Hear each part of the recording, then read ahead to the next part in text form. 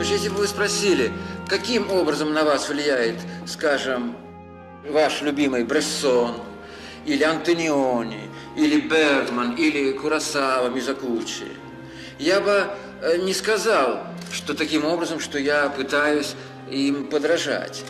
Потому что самое главное в любом искусстве – это найти свой собственный язык, найти способ говорить на языке, который свойственен только тебе и никому больше. What words would best describe a Tarkovsky film? Haunting, ethereal, hypnotic, serene?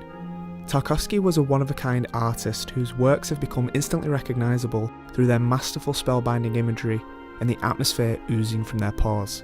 If I were asked who makes pure cinema, one of the first names that would spring to mind is Andrei Tarkovsky. His cinematic philosophy was that communication doesn't have to be expressed vocally. Words, words, words. Emotion is another way to relay a message, and the right images can express emotions far beyond the verbal. To quote the man himself, a poet is someone who uses a single image to express a universal message. Tarkovsky only made 7 feature films, yet all of them display his own distinctive methodology.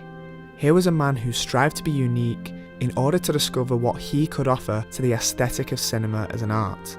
He disregarded the methods of others in his own work and instead acted as a stylistic individual.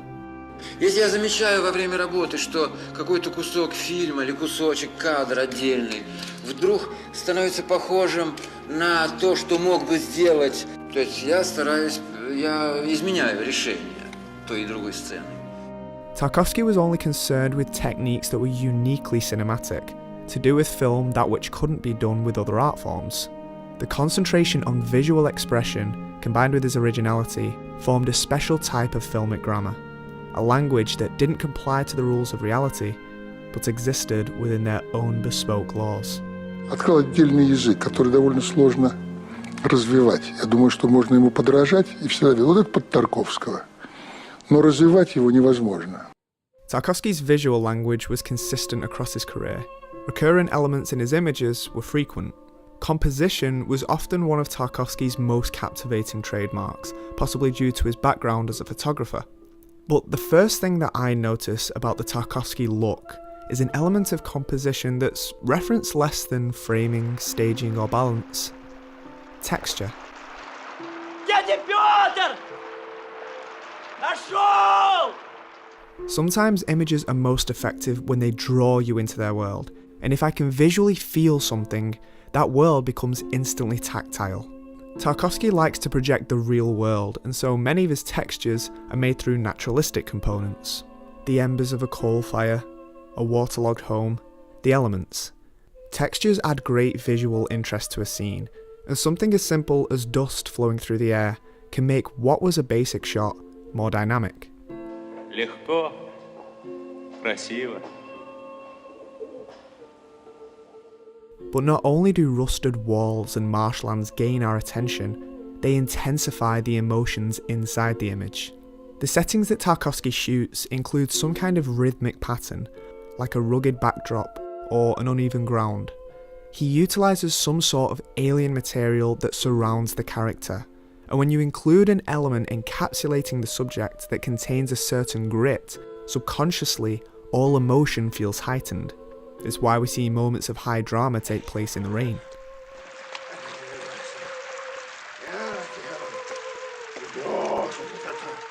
Or if you want to give a particular item a sense of gravitas, crinkled pages and jagged bumps will remain in the mind of the viewer.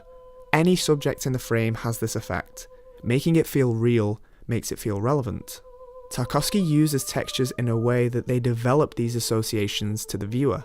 Rising smoke and tattered fabric may look good, but the emotional intensity that a tangible ingredient can bring is far greater.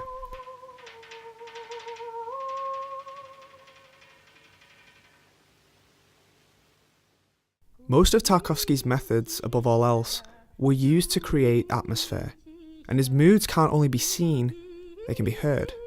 One thing about Tarkovsky films is that they're some of the quietest films you'll see. Тишина-то какая. silence is a great way to build anticipation to something, and a contrast of silence with noise is a terrific juxtaposing technique. But Tarkovsky typically settles on a middle ground between the two. When creating a scene, Tarkovsky isolates one sound and enhances it. It could be the dripping of water, or the crackling of fire. Some films work best at capturing the reality of all sounds in the scene. That's realism, but it doesn't necessarily denote artistic merit. With Tarkovsky, he chooses those sounds that correspond with the emotion in an image and singles them out. Simply put, he chooses the elements that have great significance to his subject at that time. Your character may not remember everything about a single event, but they may remember the sound of their heartbeat.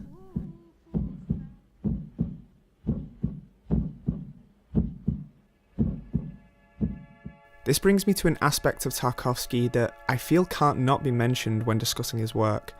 What do his movies mean? Tarkovsky hailed from the school of thought that art couldn't be explained from a purely intellectual perspective, so I don't feel as though it's right to analyse it from a purely intellectual perspective. The thing about the perception of Tarkovsky's films is that people think they're difficult to understand and try to decipher what everything means, but Tarkovsky's films are mostly assembled through intuition. The notion of order in life is an abstract one, and this is reflected in his cinematic streams of consciousness.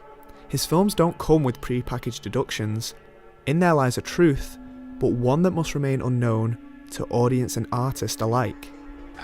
Ja, men tror du verkligen att människan skulle kunna finna på en konstruktion, en universell konstruktion, skapa en modell så att säga av den absoluta lagen, den absoluta sanningen? If there's one thing I want to achieve with this video, it's to give people a greater understanding and appreciation of Tarkovsky's approach. Contrary to popular belief, Tarkovsky avoided arcane symbolism in his work. Using a symbol in a film means that you've created a definite meaning, but art should be left to interpretation. Tarkovsky's aim was to have the audience discover meaning for themselves, and when the methods of a director remain a mystery to the audience, they're inclined to find significance in that reality. We think further on that which we don't understand. Regardless of the explanation of the zone in Stalker or the ocean in Solaris, it's the ambiguity in moments like this that allow the audience to develop their own meanings based on their own perceptions. And so the elements of Tarkovsky films that appear to carry some grandiose suggestions aren't symbolic, they're purely atmospheric.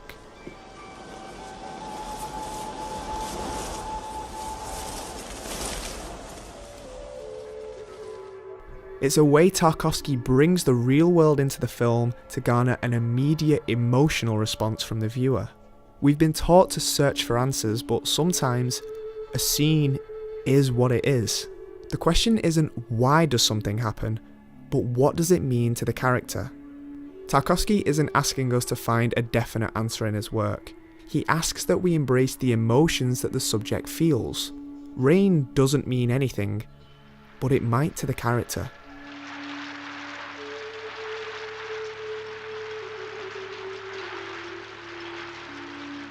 Tarkovsky tells his stories by having the emotion of cinema manifest itself to us directly, and did this by building character through action. Without a word spoken, what makes us understand helplessness better than a woman sitting on a well, watching her livelihood burn in front of her eyes? Once it's understood that Tarkovsky in cinema is instinctive rather than logical, whose events simply show us what resonates with the characters, his techniques become much clearer. In the words of David Lynch, I don't know why people expect art to make sense when they accept the fact that life doesn't make sense.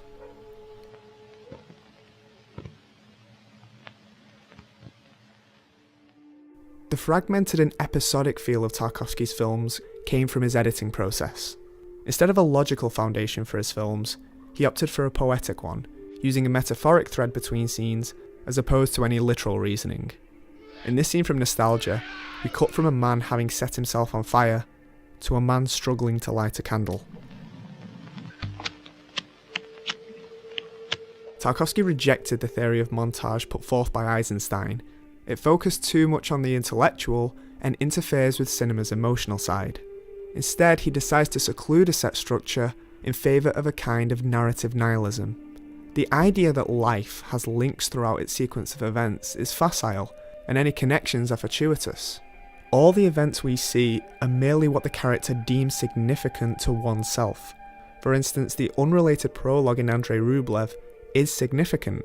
It summarises the hectic nature of the world that our protagonist must overcome.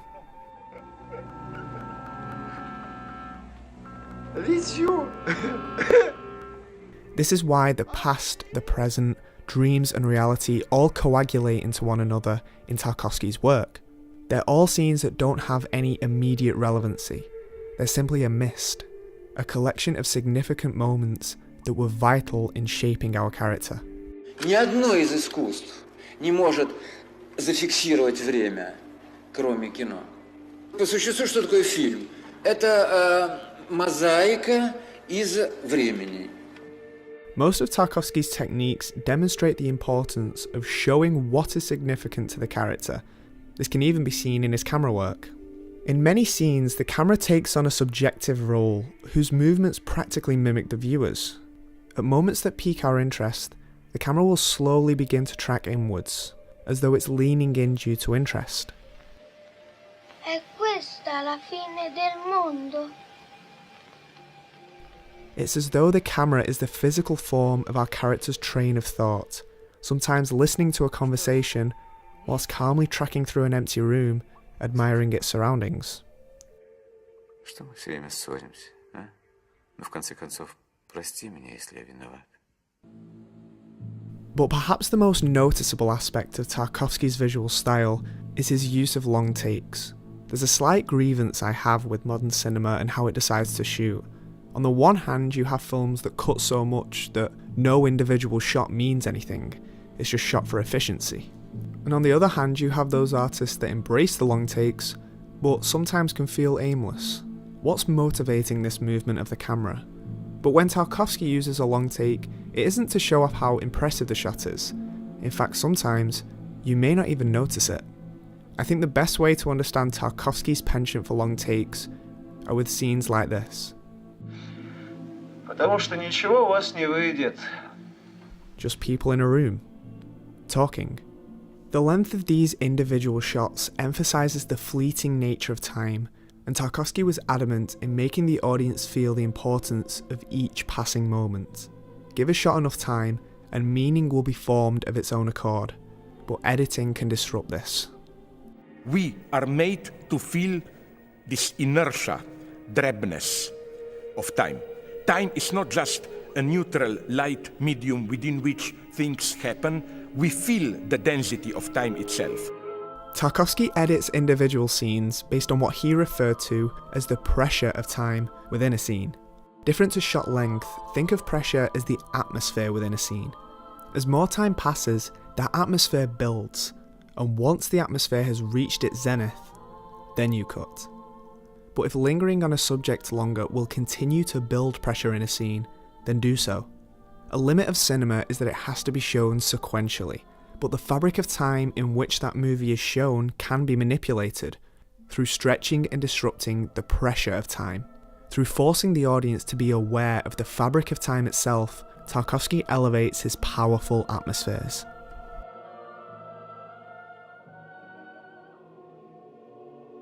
Tarkovsky asks that we embrace a style of storytelling that reflects a state of mind, a refracted layer of consciousness, to conjure an emotion and let the camera do the talking. Even though he created works that were assembled through instinct, this doesn't mean that he didn't put thought into his work. In fact, the burning house at the end of The Sacrifice was rigged to burn down in exactly 8 minutes and 10 seconds, and that was the second take. Tarkovsky's films are a kind of philosophy, something that helps people gain a greater comprehension of their experiences. This approach of relating to reality through a poignant resonance with the viewer was how he revealed to us what's beautiful in life. As he said himself, art symbolises the meaning of our existence.